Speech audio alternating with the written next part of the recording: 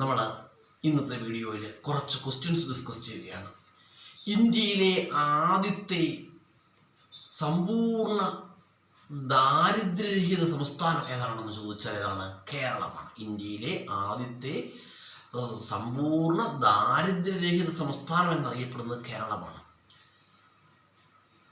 അതുപോലെ തന്നെ കേരളം സംസ്ഥാനം രൂപം കൊണ്ട ദിവസം നമുക്കറിയാം 1956 നവംബർ 1 കേരള സംസ്ഥാനം രൂപീകൃതമായത്. നവംബർ 1 കേരളപ്പിറവി ദിനമായിട്ട് ആഘോഷിക്കുകയാണ്. അതുപോലെ തന്നെ കാസർഗോഡ് ജില്ല ഏത് പേരിൽ അറിയപ്പെടുന്നു എന്ന് പറയുമ്പോൾ കാസർഗോഡ് അറിയപ്പെടുന്ന ഒരു പേരുണ്ട്, സപ്തഭാഷാ സംഗമഭൂമി. സപ്തഭാഷാ സംഗമഭൂമി എന്നറിയപ്പെടുന്നു. അതുപോലെ കോഴിക്കോട് അറിയപ്പെടുന്ന പേരെന്താണ്? സുഗന്ധവ്യഞ്ജനങ്ങളുടെ നഗരം. സുഗന്ധവ്യഞ്ജനങ്ങളുടെ നഗരം എന്നറിയപ്പെടുന്നത് എന്താണ്? കോഴിക്കോടാണ്.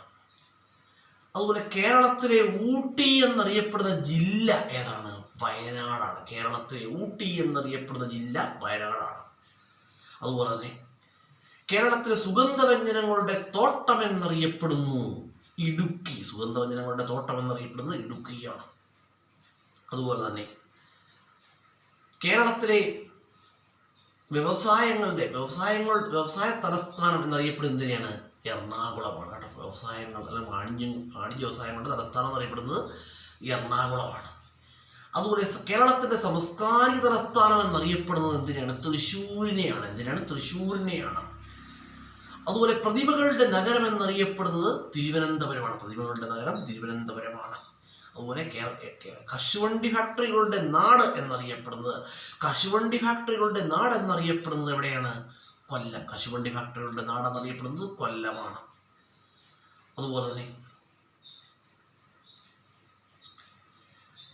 തന്നെ പറയുകയാണെങ്കിൽ കരിമ്പനകളുടെ നാടെന്നറിയപ്പെടുന്നത് പാലക്കാടാണ്. പാലക്കാട് ഏതു പേരിൽ അറിയപ്പെടുന്നു? കരിമ്പനകളുടെ നാട് എന്നറിയപ്പെടുന്നു. അതുപോലെ തന്നെ പിൽഗ്രിം തലസ്ഥാനം, തീർത്ഥാടക തലസ്ഥാനമായിട്ട് എന്നറിയപ്പെടുന്ന ജില്ല ഏതാണ്? ആ തീർത്ഥാടക തലസ്ഥാനം എന്നറിയപ്പെടുന്ന ജില്ല ഏതാണ്? പത്തനംതിട്ട ജില്ലയാണ്. പത്തനംതിട്ട ജില്ലയാണ്. അതുപോലെ അക്ഷര നഗരം എന്നറിയപ്പെടുന്നത് കോട്ടയമാണ്. അക്ഷര നഗരം എന്നറിയപ്പെടുന്ന ജില്ല ആൻസർ കോട്ടയമാണ്. അപ്പോൾ നമ്മൾ കുറച്ച് ക്വസ്റ്റ്യൻസ് പറഞ്ഞു. ഈ ക്വസ്റ്റ്യൻസ് എന്താണ്?